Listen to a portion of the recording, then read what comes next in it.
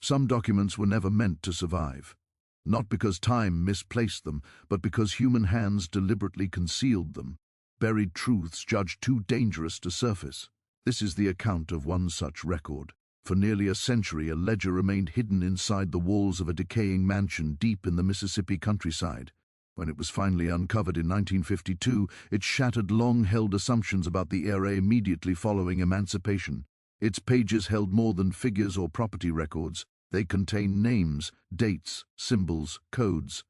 And when those codes were finally understood, they revealed the fate of thousands who believed freedom had finally been theirs. This is the story of how that book was discovered, what it exposed, and why powerful people went to extraordinary lengths to ensure it would never be read. Thomas Whitfield was 28 years old when he accepted a position as assistant archivist at the Mississippi Historical Society in April of 1952. A recent history graduate from Boston University, Thomas had spent the previous 3 years quietly cataloging Civil War-era documents in northern libraries. It was careful, methodical work, important but largely invisible. The offer to move south came without warning.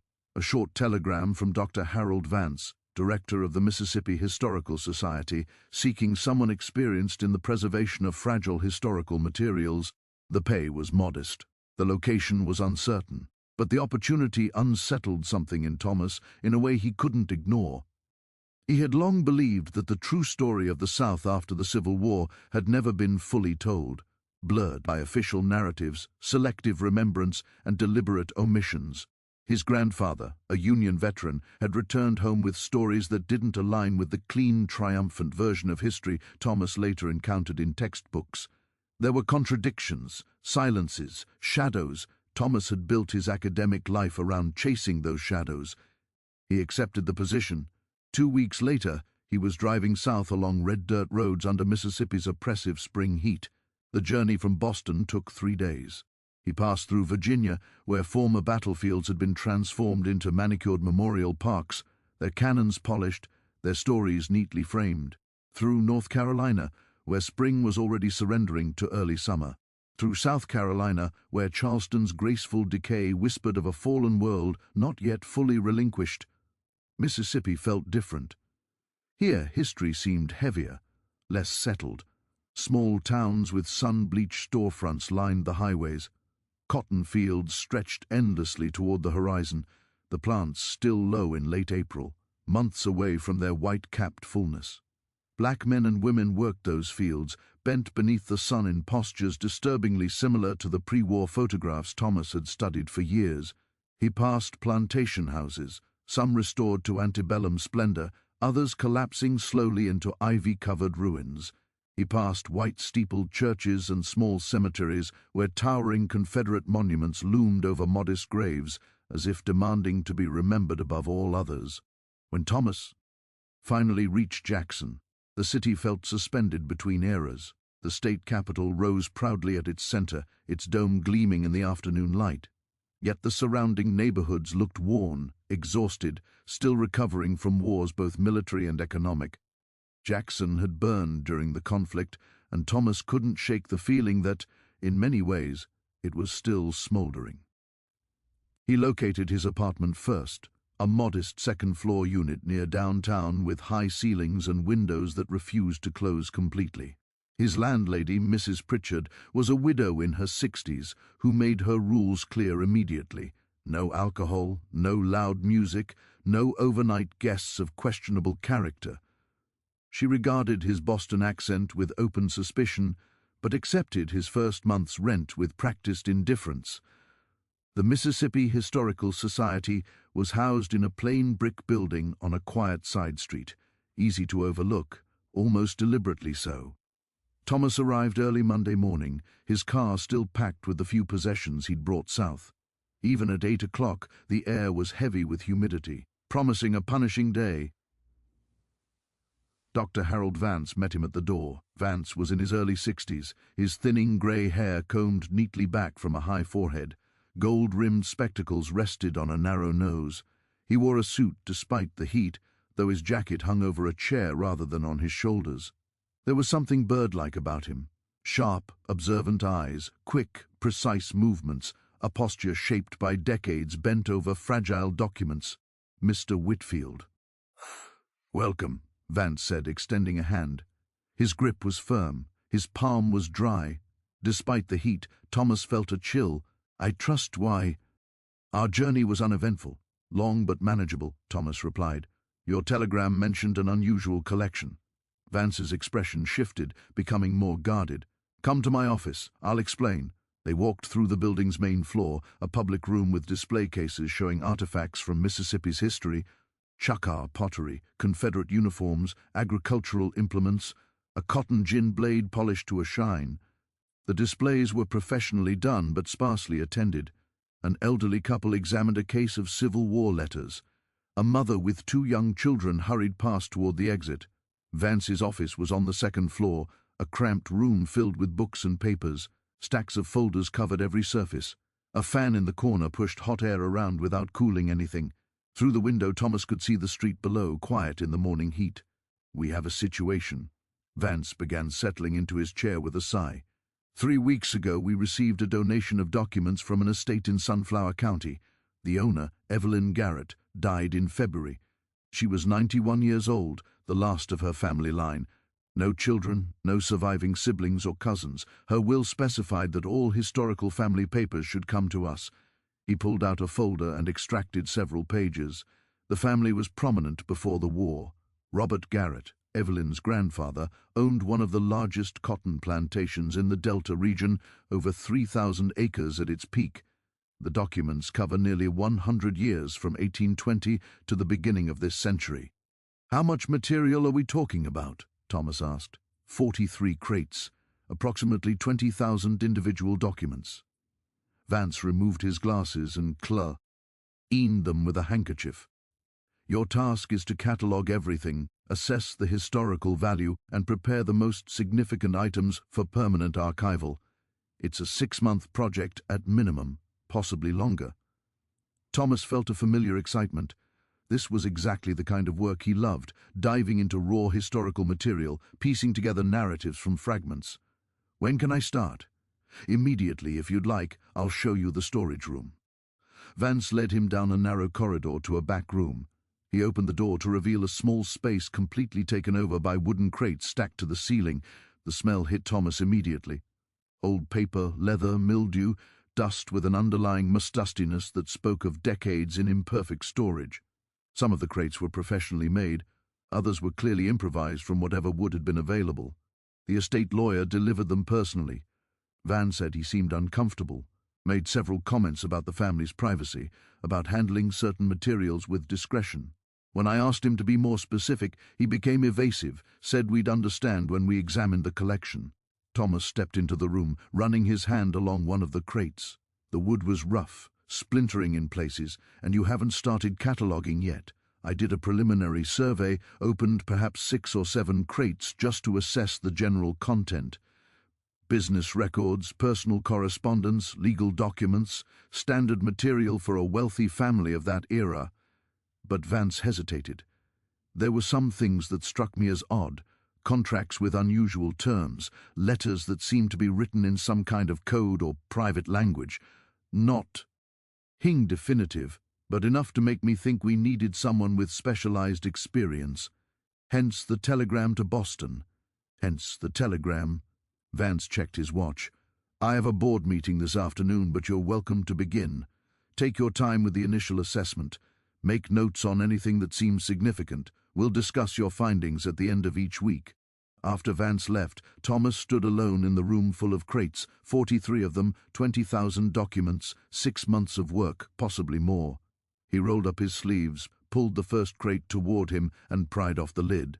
The documents spilled out like artifacts from a forgotten civilization. Thomas worked methodically, creating categories as he went. Personal correspondence, business records, legal documents, property records, household accounts. He set up a work in the corner of the storage room, brought in a desk lamp, and began the slow process of examination and classification. The earliest documents dated from the 1820s, letters from Robert Garrett's father discussing the purchase of land in Mississippi, then still a frontier region. The letters painted a picture of ambition and opportunity. The soil here is rich beyond description. One letter read, "Cotton grows with such vigor that a man with capital and labor can make his fortune in a single generation." Labor. The word appeared again and again in those early letters, always capitalized, always meaning the same thing. By 1830, Robert Garrett had purchased 53 people. By 1840, that number had grown to 118. By 1850, 207. The ledgers recorded them with the same clinical detail as livestock: names, ages, physical descriptions, skills, values.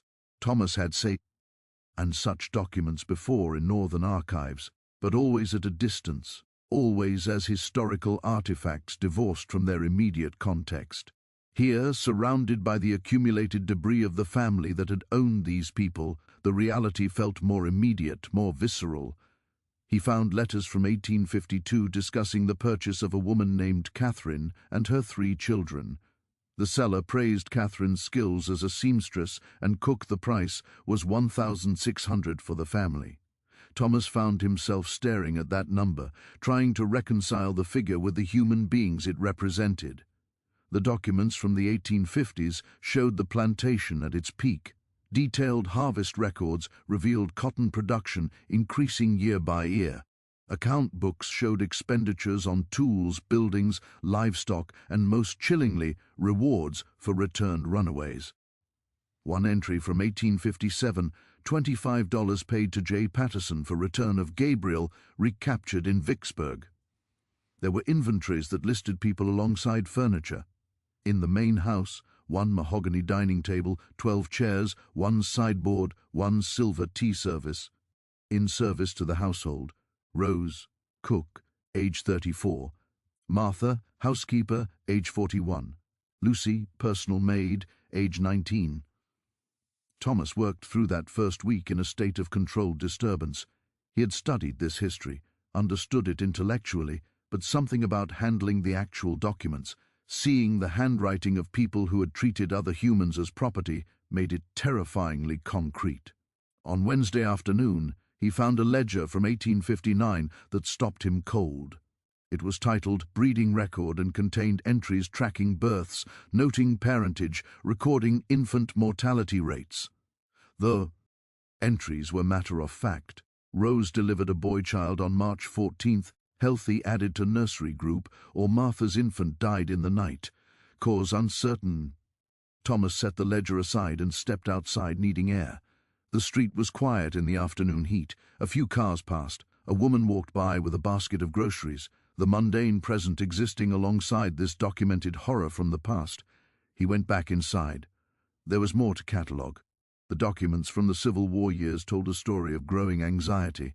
Letters from 1861 were optimistic, confident in quick Southern victory. By 1862, the tone had shifted to concern about military setbacks and economic pressure. By 1863, there was real fear. A letter from Robert Garrett to his brother dated May 1863. The Lincoln forces grow bolder by the day. We hear reports of plantations abandoned as the Federals advance. Some of our people have disappeared, run off toward the Union lines, seeking false promises of freedom. I have increased security and discipline to prevent further losses. Another letter from January 1864. The situation grows desperate. Half our able-bodied hands have fled. The remaining are increasingly defiant. I fear what will come if the Federal troops reach this far. Not just defeat, but complete social upheaval. The natural order that has sustained us is under attack. Thomas noted the language, natural order. As if the enslavement of human beings was ordained by nature itself.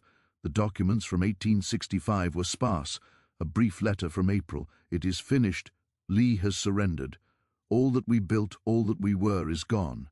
I do not know how we will continue, but continue they did. And the documents from months after the war showed how. It was late Friday afternoon of his 3rd week when Thomas made the discovery that would change everything. He had developed a rhythm by then. Each morning he arrived at 8, catalogued until noon, took a brief lunch at a diner down the street, returned to work until 6 or 7 in the evening. He had processed roughly half the collection, 21 crates, approximately 10,000 documents. The scope of the material was becoming clear. This was not just a family archive, but a comprehensive record of a plantation economy from its founding through its decline. The crate he opened that Friday was marked simply off his main desk, 18,601, 1875. It contained mainly business ledgers, thick books with leather covers where transactions were recorded in meticulous copper plate handwriting. Thomas had seen dozens of such ledgers already. They were important for economic historians, but generally tedious to examine. Page after page of numbers, dates, commodities, prices. He pulled out the first ledger and opened it. Cotton sales from 1860. 17 pages of entries detailing bales sold, prices received, buyers' names, shipping information. Valuable data for someone studying agricultural economics, but not his primary focus at the moment. The second ledger covered the years 1861, 1863. Similar content, sales, purchases, expenditures. The numbers showed declining revenues as the war progressed, matching what Thomas had seen in the correspondence. The third ledger was different. It was larger than the others, bound in dark brown leather that was cracked with age. The cover bore no title or date, just a small brass clasp that had long since lost its lock mechanism. Thomas opened it and found what appeared to be routine plantation records from 1865, 1866. Cotton production, tool purchases, building repairs. But something felt wrong. The book was too thick. The spine was wider than the number of written pages would require. Thomas set it aside and continued cataloguing, but his eyes kept returning to it. Finally, at nearly 6, he picked up the ledger again and examined it more carefully. He opened it flat on the table, studying the binding. The leather cover extended about half an inch beyond the edge of the pages, normal for books of this era. But when he pressed on the back cover, he felt something yield slightly, as if there was space between the leather and the wood backing. His heart began to beat faster. He had seen secret compartments in books before. In the Boston archives, he'd catalogued a family Bible with a hidden space where jewelry had been concealed during the war. This felt similar. He retrieved a thin letter opener from his desk and carefully worked it under the edge of the leather lining on the inside back cover. The glue had weakened with age. Slowly, carefully, he separated the leather from the board beneath. And there it was. A cavity had been carved into the thick wooden backing of the cover, roughly 6 in by 9 in and perhaps half an inch deep. Inside that cavity lay another book. Thomas lifted it out with trembling hands. It was much thinner than the ledger that had concealed it, perhaps 50 pages at most. The cover was smooth black leather, unmarked by any title or decoration. The pages were of higher quality paper than most documents he'd examined, a creamy ivory stock that had aged well. He opened it. The first page contained Ed, only a title written in elegant black ink, Book of Special Arrangements, 1865-1873, and below in smaller letters, confidential members only. Thomas felt his mouth go dry. He turned the page. What he saw made him forget about the time, forget about his dinner, forget about everything except the document in front of him. The pages were ruled into columns, each entry recorded with the same meticulous care as the plantation ledgers, but these columns contained information Thomas had never seen in any historical document. Entry after entry, hundreds of them. The first page began, the entries continued, page after page. Thomas flipped through the book quickly, seeing the dates progress through the years, 1865, 1866, 1867, continuing all the way to 1873. Hundreds of names, hundreds of people. The codes repeated RC7, RC9, DP12, DP15, CT3, CT5 and others. The notes varied but used consistent terminology: transferred, assigned, extended, applicable, strict supervision, program. Thomas realized immediately what he was looking at. The dates began right after April 1865, right after Lee's surrender, right after the war ended, right after abolition. These were records of people who should have been free. But the codes, the monetary values, the notes about programs and assignments, this was documentation of something else, something that had been hidden in this book's secret compartment for nearly 90 years. Thomas checked his watch. It was 7. The building was empty except for him. He should leave, go home, think about this carefully. But he couldn't put the book down. He photographed each page with the Society's camera working by lamplight, his hands shaking slightly as he advanced E-film. When he finished photographing the last page, an entry from December 1873, it was past 9. Thomas carefully returned the book to its hiding place, sealed the leather lining back down as well as he could, and placed the larger ledger back in its crate. He gathered the film and his notes and left the building, locking the door behind him. The street was quiet, a few cars passing under streetlights. The night air was warm and thick, carrying the scent of honeysuckle from somewhere nearby. Thomas drove to his apartment, his mind racing. He didn't understand yet what the codes meant, what programs referred to, why monetary values were attached to people who were supposed to be free. But he understood enough to know this was significant. This was evidence of something that had been deliberately concealed. In his apartment, he spread out his notes on the small dining table and began to organize what he knew. 1. The book was hidden, suggesting its contents were secret, possibly illegal. The dates began immediately after abolition. 3. The entries recorded people with codes, values, and placement information. 4. The term members only suggested an organized group. 5. The careful record-keeping implied a systematic operation. Thomas worked late into the night categorizing the codes, noting patterns, making lists of the repeated terms. He fell asleep at the table, his head on his arms, surrounded by photographs of pages that documented something the original keepers had never intended to be revealed. Thomas woke Saturday morning with a stiff neck and a sense of urgent purpose. He spent the weekend in his apartment analyzing the photographs. He created spreadsheet. Old accounting paper he bought at a stationery store, tracking every entry in the hidden ledger. By Sunday evening, clear patterns had emerged. The codes RC series, RC1 through RC15. Snorts these appeared most frequently, accounting for roughly 40% of all entries. The number following RC seemed to indicate work type or assignment location. DP series, DP10 through DP20. These appeared in about 30% of entries, often accompanied by notes about transfers or previous issues. CT series, CT1 through CT10. These appeared in about 20% of entries and were almost always associated with younger individuals. Notes often mentioned minors or apprenticeship. Other codes appeared less frequently, FSTRSR, each with their own numbering system. The values' monetary amounts ranged from $180 to $800, with most entries between $350 and $550. Thomas noticed that certain codes correlated with higher values. DP codes averaged $475. RC codes averaged $420. CT codes averaged $310. The amounts were substantial for 1865.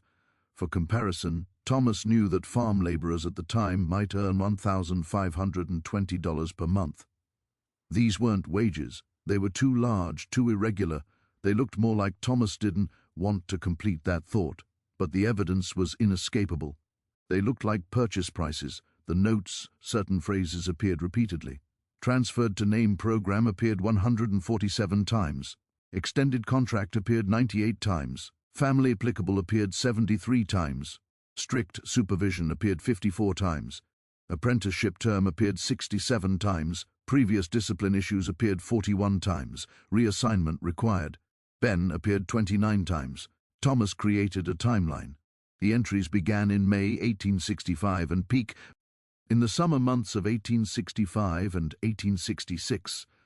After that, the frequency declined but continued steadily through 1873, then stopped abruptly. He made lists of the names mentioned in the transferred 2 notes. Harrison mentioned 31 times, Peterson mentioned 28 times, Douglas mentioned 24 times, Warren mentioned 19 times, Finch mentioned 17 times, others mentioned less frequently. These weren't first names, they were surnames, people or perhaps places where individuals were being transferred. By the time Thomas returned to the Historical Society on Monday morning, he had formed a working hypothesis. But he needed more evidence. He needed to find documents that would explain the codes, identify the names, and reveal what system this ledger was documenting. He returned to the crates with new purpose. Thomas spent Monday morning methodically searching through the remaining uncatalogued crates, looking for anything that might connect to the secret ledger. He found routine business documents, personal correspondence, household accounts, nothing unusual. Then, in a crate marked legal documents various, he found them. They were contracts, dozens of them, perhaps hundreds, tied together in bundles with faded ribbon. The paper was official-looking, pre-printed forms with blank spaces filled in by hand. Thomas untied the first bundle and began to read. The contracts were titled Agreement for Labor Services and dated from 1865 through the early 1870s. Each one followed the same basic format. This agreement made this date day of month 1865 between landowner name hereafter known as the employer and worker name hereafter known as the employee establishes the following terms. The employee agrees to provide faithful labor services to the employer for a period of term, years beginning on the date of this agreement. The employee shall 1. Work exclusively for the employer in such capacity as the employer designates. 2. Reside on the employer's property for the duration of this agreement. 3. Not leave the property without written permission from the employer. 4. Follow all reasonable instructions and submit to reasonable discipline. 5. Work such hours as are customary for the type of labor assigned. 6. Care for all tools and property entrusted to them. The employer agrees to provide 1. Housing appropriate to the employee's station. 2. Food rations sufficient for health. 3. Basic medical care when necessary. 4. Wages of amount per month. The following additional conditions apply. Wages shall be paid at the end of each year, not monthly. Deductions shall be made for housing $3 month, food 8 cons month, medical care actual cost, clothing actual cost, tools actual cost, damages to property assessed value. If the employee leaves before the term expires, all wages are forfeit, and the employee shall be liable for damages equal to the remaining value of the contract. The employer retains the right to transfer this contract to another party with similar interests. Any disputes shall be resolved by local magistrates selected by the employer. If the employee has family members also entering into agreements, said agreements shall be considered jointly binding, signed and witnessed this day. Thomas read contract after contract, his stomach tightening with each one.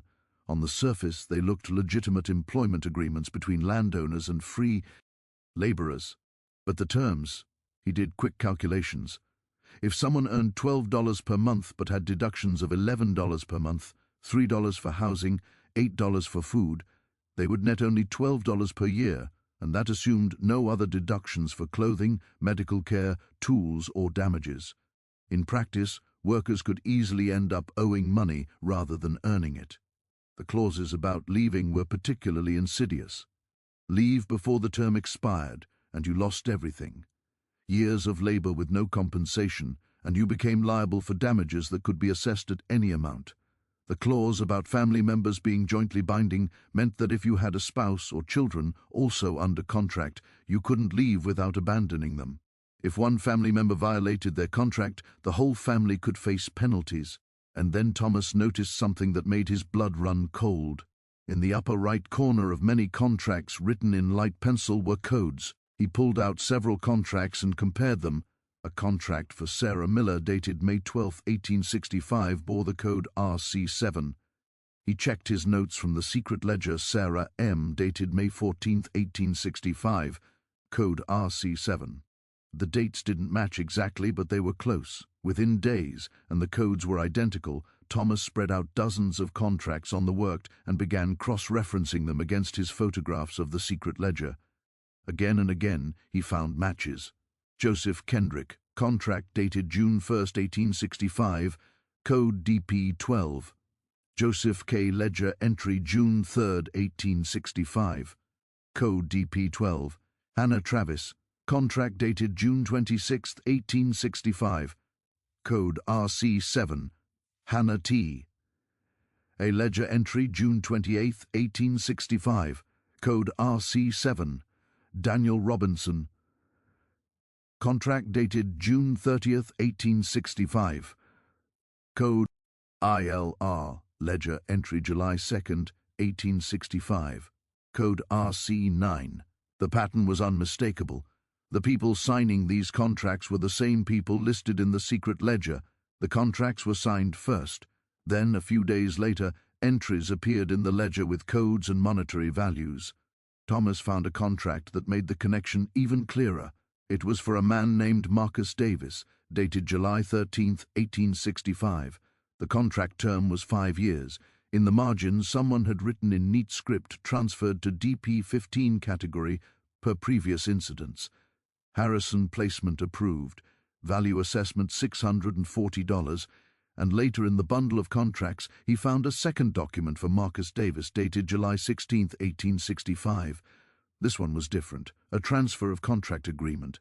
It stated that Robert Garrett was transferring Marcus Davis's labor contract to William Harrison of Harrison Plantation, Harrison County. The transfer price, $640. Thomas sat back in his chair, his hands shaking. This wasn't just exploitative labor contracts. This was a system for buying and selling human beings under the cover of legal employment agreements. The contracts were designed to trap people in perpetual debt. And then those contracts, those people were being traded among plantation owners like property. Abolition had made slavery illegal. But these men had found a way to continue it under a different name. Thomas spent the next 3 days in a state of controlled obsession. He catalogued every contract, created cross-references to the secret ledger, and began mapping the network of names that appeared in the transfer documents.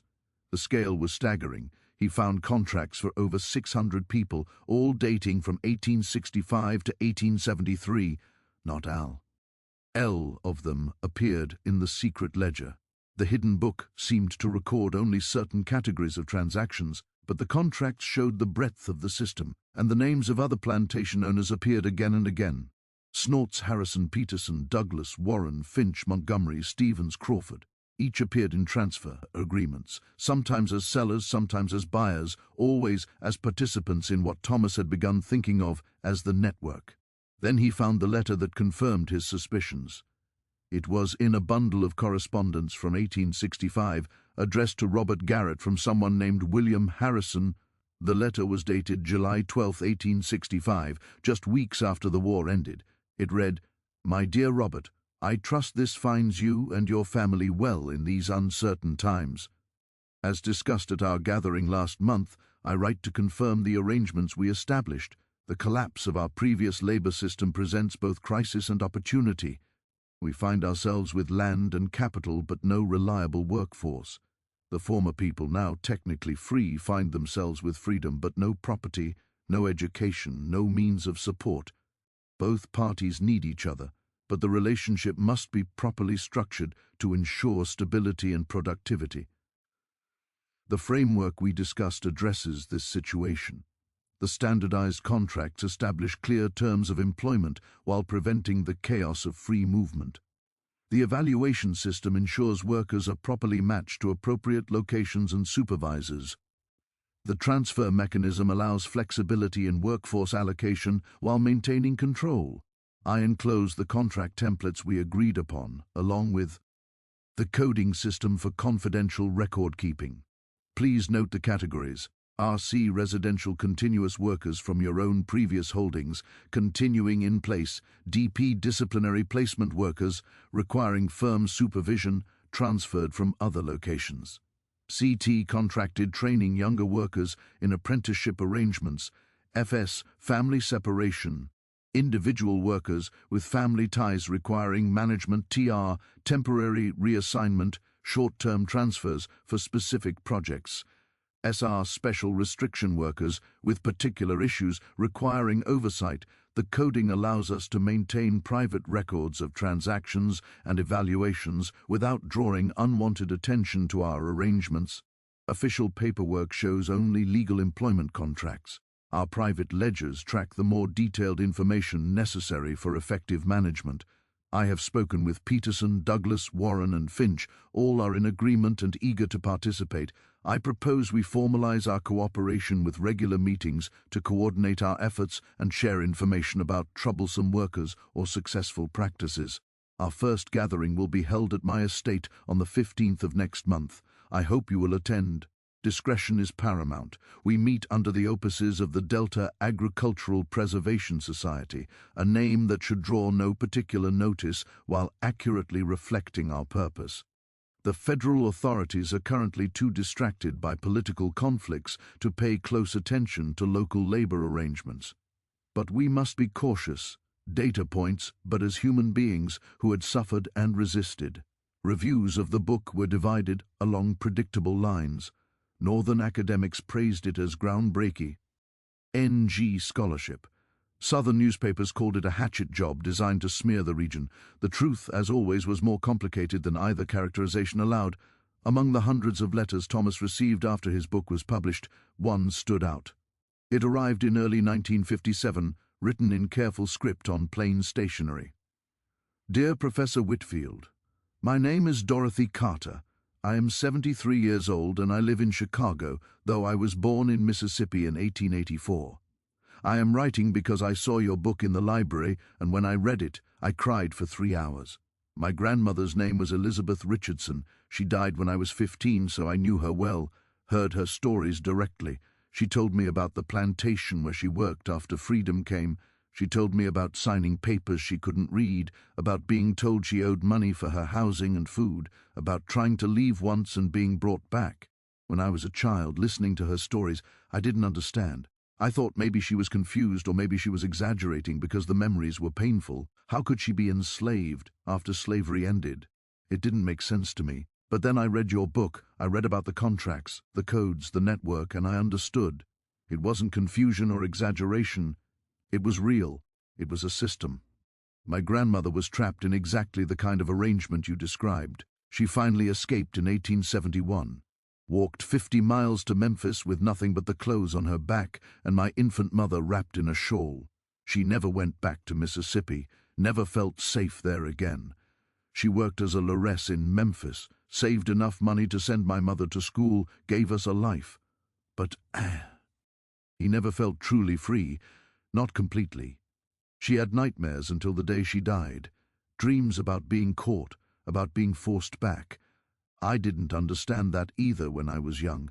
How could you not feel free if you were free? Now I understand. Because freedom on paper isn't the same as freedom in fact. Because trauma stays with you.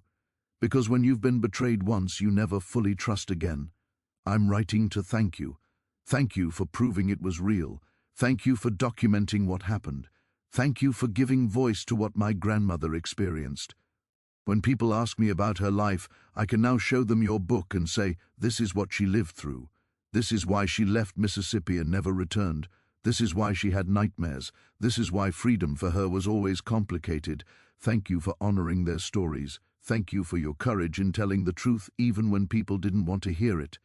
With deep gratitude, Dorothy Carter. Thomas read the letter sitting at his desk in his office at Yale.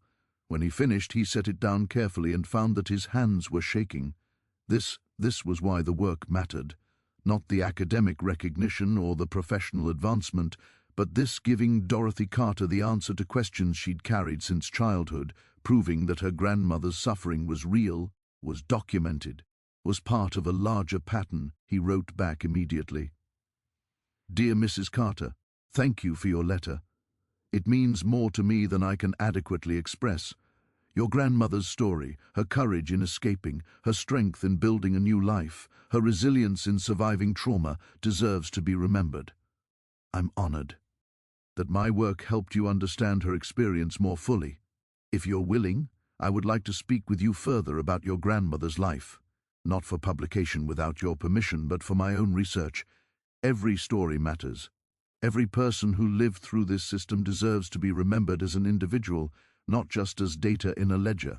With respect and admiration, Thomas Whitfield Dorothy Carter did agree to speak with him.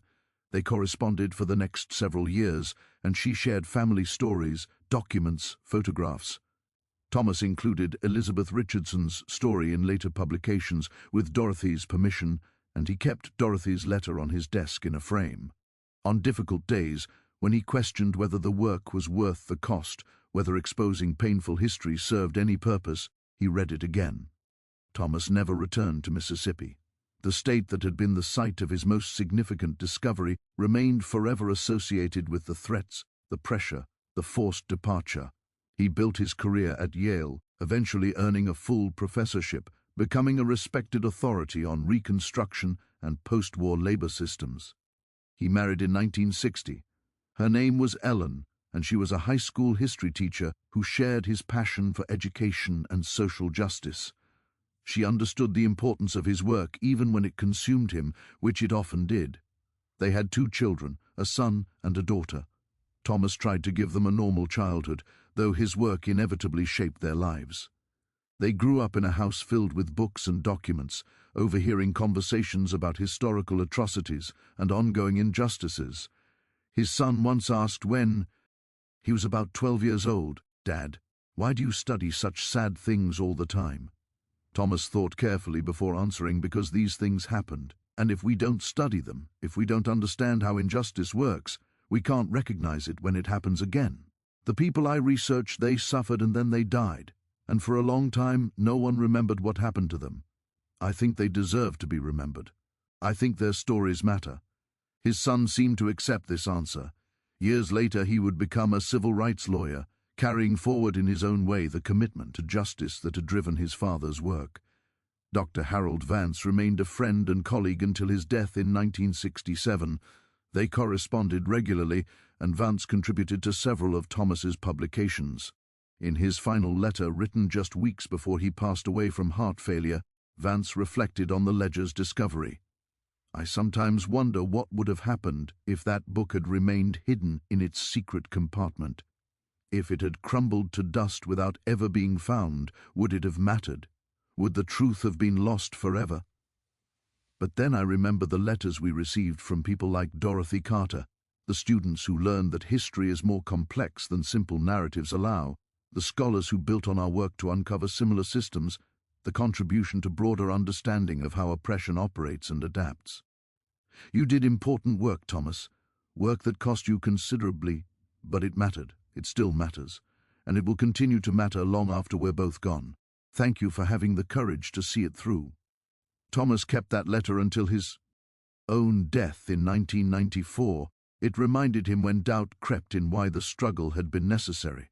The original secret ledger, the thin black book that Thomas had found hidden in a false compartment on that Friday afternoon in May 1952, eventually found a permanent home in the National Archives in Washington, D.C. The process of transferring it there was complicated. The Mississippi Historical Society initially resisted, claiming the ledger was part of their collection and should remain in Mississippi. But after legal challenges and pressure from national historical organizations, the Society agreed to transfer the ledger to federal custody, where it could be preserved and made accessible to researchers nationwide. Today it sits in a climate-controlled vault available to scholars by appointment. The pages are protected but accessible, digitized so that researchers can examine high-resolution scans without handling the fragile original. It has become in its way famous, a primary source that changed historical understanding. It appears in documentaries about Reconstruction. It's featured in exhibitions about the struggle for freedom. Students write papers about it. Scholars still study it, finding new insights decades after its discovery. But beyond academic circles, the ledger's discovery had broader impacts. It contributed to growing awareness about how systems of oppression adapt rather than disappear, how legal frameworks can be manipulated to maintain injustice, how freedom requires not just abolition of explicit bondage, but also dismantling of structures that trap people through debt, limited opportunity, and unequal power. The families whose ancestors were documented in the ledger's owners faced different fates. Some acknowledged what had happened, expressing regret and contributing to historical education efforts. The Morrison family established a scholarship fund for descendants of people who had been trapped in contract labor systems. The Harrison family donated their plantation records to a university archive, asking scholars to study them fully and honestly. Others remained defensive. Some families tried for decades to have their names removed from historical accounts, though without success. A few maintained that their ancestors had done nothing wrong, that the contracts were legitimate, business arrangements unfairly characterized as exploitation. The descendants of those whose names appeared in the ledger as the exploited had varied reactions. Many had no idea their ancestors were documented in the ledger until the story broke. For some, it provided context for family stories passed down through generations. Stories about grandparents who worked on a plantation after freedom but couldn't leave, or great-grandparents who had some kind of trouble with contracts. For others, it was painful confirmation of traumas suspected but never proven. Several descendants worked with historians to trace their family members' experiences, piecing together lives from fragments of documentation. One descendant, a man named James Miller, who traced his ancestry back to Sarah Miller, spoke at a conference in 1985 about the ledger's meaning to him. For most of my life, I knew almost nothing about my great-great-grandmother, except her name, and that she died young in Mississippi. My great-grandmother had very few stories about her mother and the stories she did have were sad, vague, just that life was very hard, that she couldn't leave the plantation, that she died before she was 40. When I learned about the ledger, when I saw her name there, Sarah M. May 14, 1865, RC7, it was like a light turning on in a dark room. Suddenly, I understood she wasn't just unlucky. She wasn't just stuck in bad circumstances. She was trapped in a system designed to trap her. That knowledge is painful, but it's also validating. It proves that her suffering was real, was documented, was part of something larger than individual misfortune, and it makes me grateful to the people who brought this history to light, even though it was difficult and controversial to do so. In the decades since the ledger's discovery, historians have used it as a lens through which to examine other systems of exploitation, the patterns documented in that thin black book: debt trapping, contract manipulation, family binding, mobility restriction, legal facade over practical enslavement appeared in other contexts. Researchers found similar mechanisms in convict leasing systems, where people were arrested on minor charges and leased to plantations as forced labor. They found parallels in sharecropping arrangements that trapped families in perpetual debt. They saw echoes in migrant labor systems with manipulated contracts and withheld wages. The ledger became a tool for understanding how power operates, how those with resources and influence can subvert laws meant to protect the vulnerable, how systems can be designed to appear legal while functioning oppressively. Modern researchers have even drawn connections to contemporary issues, immigration systems where workers' legal status depends on employer sponsorship, creating vulnerability to exploitation. Prison labor, where incarcerated people work for minimal or no wages. Debt that traps people in predatory lending arrangements or prevents escape from abusive situations.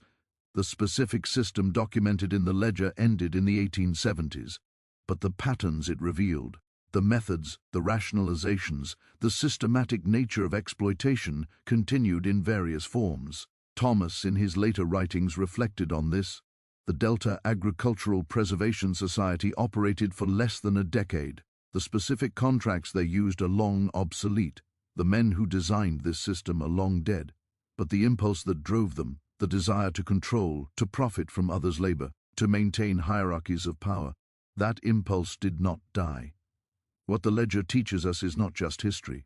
It teaches us to recognize patterns, to look beneath surface legality to practical reality, to understand that oppression adapts, taking new forms when old forms are prohibited. The ledger is a warning as much as a historical record. It warns us that noble words on paper, whether emancipation proclamations or constitutional amendments, mean nothing without enforcement and vigilance. It warns us that those who benefit from injustice will seek ways to continue it under new names. It warns us that freedom is not a gift given once, but a condition that must be constantly defended and expanded. The ledger itself, the physical object, bears marks of its history.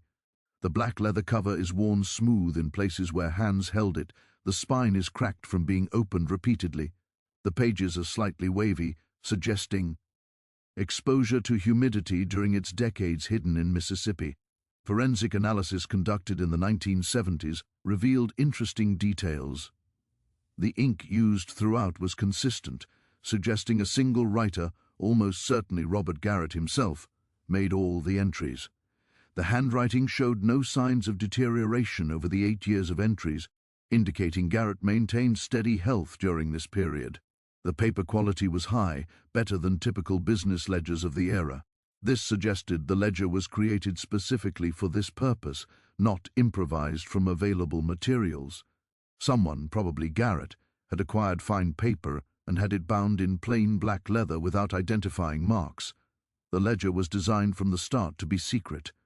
The false compartment in the larger ledger that hid the secret book was skillfully constructed. The wooden backing had been carefully hollowed out, lined with felt to prevent the hidden book from rattling, and sealed so that the modification was nearly undetectable. This wasn't hasty concealment. This was planned, deliberate hiding with the expectation that the ledger might need to remain hidden for a very long time. Conservation experts who examined the ledger noted that if it had remained in its hiding place much longer, it might have been destroyed. The humidity in Mississippi, the lack of air circulation in the sealed compartment, the acids in the leather and paper, all were slowly degrading the document. Another decade or two, and the ledger might have become illegible or disintegrated entirely. Thomas sometimes thought about this during his years at Yale, the contingency of it all. If he had catalogued the crates in a different order, he might have set that particular ledger aside and never returned to it. If he hadn't noticed the slight thickness of the spine, if he hadn't investigated further, if he had been less curious or more tired that particular Friday, the ledger might have remained hidden. The truth might have stayed buried. Sarah Miller and Marcus Davis and Hannah Travis and all the others would have remained names in documents that no one connected to a larger system. History, Thomas realized, was full of such contingencies. How many other secret ledgers remained hidden? How many other systems operated without leaving such clear documentation? How much of the past remained unknown because the evidence was successfully concealed or destroyed? The survival of this one ledger and its discovery was in some ways a matter of luck. But Thomas preferred to think of it as something else, a small victory for truth over concealment, for memory over forgetting, for the voices of the exploited over the desires of the exploiters to hide their actions. Thomas Whitfield died in February 1994 at age 70 from complications of pneumonia. He had remained professionally active until the end, still publishing, still lecturing, still mentoring graduate students, researching various aspects of exploitation and resistance. His funeral was attended by family, colleagues, former students, and several descendants of people whose names appeared in the ledger. Ellen read one of Dorothy Carter's letters during the service, the one thanking Thomas for proving her grandmother's suffering was real. Among Thomas's papers, his family found a journal entry from 1952 written shortly after he discovered the secret ledger. It read, "I don't know yet what I found. Not fully, but I know it's significant. I know it's evidence of something terrible, something that was deliberately hidden. Part of me wishes I hadn't found it, because now that I know, I can't unknow. Now that I've seen these names, these codes, I have a responsibility to them. Sarah M., Joseph K., Hannah T. They were real people. They lived and suffered and died. And someone reduced them to initials and codes and monetary values. Someone hid the record of what was done to them. I don't know if I'm the right person to bring this to light. I'm young, relatively inexperienced, probably naive about how difficult this will be, but I'm the person who found it. So I guess I'm the person who has to do something about it. I think history is a kind of resurrection. We can't bring these people back to life. We can't do what was done to them, but we can remember them. We can tell their stories. We can refuse to let them be forgotten. That's what I'm going to do, whatever it costs." Ellen, reading this entry after Thomas's death, wept because she knew what it had cost. The career disruption, the threats, the years of controversy and criticism, the toll of spending a lifetime immersed in documentation of human suffering. But she also knew what it had achieved. The truth revealed, the stories told, the contribution to historical understanding, the impact on people like Dorothy Carter, who finally had answers to questions they'd carried for years. At the memorial service held at Yale, Professor Elena Wright, now elderly herself, one of the first scholars who had examined the ledger in 1952, spoke about Thomas's legacy. Thomas Wu Teald changed how we understand Reconstruction, Before his discovery of the Delta Agricultural Preservation Society ledger, we knew that the post-war period was difficult for freed people. We knew there was exploitation. But Thomas showed us the systematic nature of it, the organization, the deliberate design. He showed us that this wasn't just economic hardship or social prejudice. It was calculated, coordinated oppression. But more than that, Thomas showed us what it means to be a historian. It means having the courage to reveal uncomfortable truths. It means giving voice to the voiceless. It means persisting even when powerful interests want you to stop. It means understanding that history isn't just about the past. It's about how we understand ourselves and our society in the present. The ledger still exists. The evidence is still there. Future generations will continue to study it, to learn from it, to grapple with what it reveals. That's Thomas's legacy, not just the discovery, but the commitment to truth that drove him to share it despite the costs. The plantation where Robert Garrett operated his part of the network no longer exists as such. The land was subdivided over the years, sold off piece by piece. The main house burned down in 1967. Some said arson, others claimed faulty wiring. No one was ever charged. The land was eventually developed into housing subdivisions and commercial property. Nothing remains of the physical plantation except some property markers, a few old foundations visible in overgrown lots and faded photographs in archives. The world that the ledger documented has vanished, but the ledger remains. It sits in its climate-controlled vault in Washington, D.C. The book itself is unassuming, a small black ledger, thin enough to be overlooked, yet vast in what it contains. Within its 50 pages are 8 years of records, 8 years during which thousands of people were caught inside a system deliberately engineered to deny them the freedom they had been promised. Today, researchers still request access to it. Students continue to build theses around its contents. It appears in textbooks and documentaries, its pages now preserved digitally and available to anyone with an internet connection.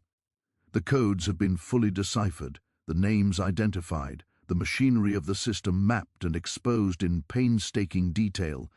And yet, despite all that clarity, the ledger remains incomplete in the most important way. It records actions, transactions, outcomes, but not inner lives. We know what happened, but not how it felt.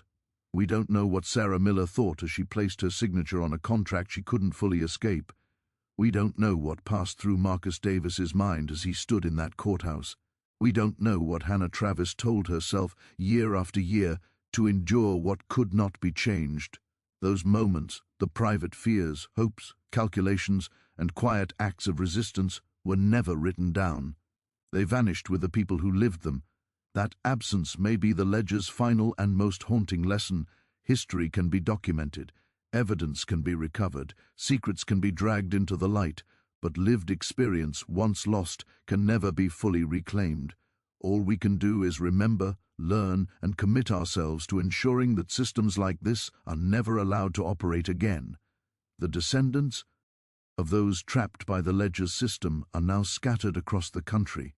Many have no idea that their family names appear in its pages. Others do know and have spent years piecing together fractured histories, tracing bloodlines back to Mississippi plantations, reconstructing lives from scraps of oral memory and surviving records. The descendants of those who built and maintained the system still live as well. Most remain unaware of, or deeply uncomfortable with, their historical connections. A small number have chosen a harder path, confronting that legacy directly, acknowledging its harm, and working to address the ways its consequences continue to shape the present. The organization itself, the Delta Agricultural Preservation Society, the network of plantation owners, the coded ledgers, the restrictive contracts, all of it formally ended in the 1870s. But the patterns it established did not disappear. They evolved. Sharecropping, convict leasing, debt peonage, mass incarceration, different names, different mechanisms. The same underlying logic, control, exploitation, and the concentration of power in the hands of the few. The ledger captures one chapter of that longer history. It proves that abolition declared on paper did not mean freedom realized in practice. It shows how oppression adapts, how it reshapes itself when confronted, and how freedom must be constantly defended, not merely proclaimed. And it reminds us of something else, that truth, even when buried, has a way of resurfacing, that documents hidden for decades can emerge, that voices silenced in their own time can still speak. If we are willing to listen, the ledger still exists. It rests in its vault. Why?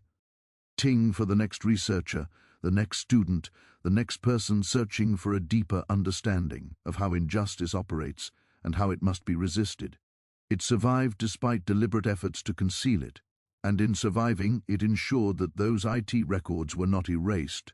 Sarah Mem, Joseph K., Hannah T., Marcus D., Elizabeth R., they remain, not as codes or entries in a hidden book, but as human beings whose lives, suffering, endurance, and resistance now belong to our collective memory. When we choose remembrance over silence, that choice, to confront uncomfortable truths, to learn rather than bury, to remember rather than forget, is what Thomas Whitfield fought for.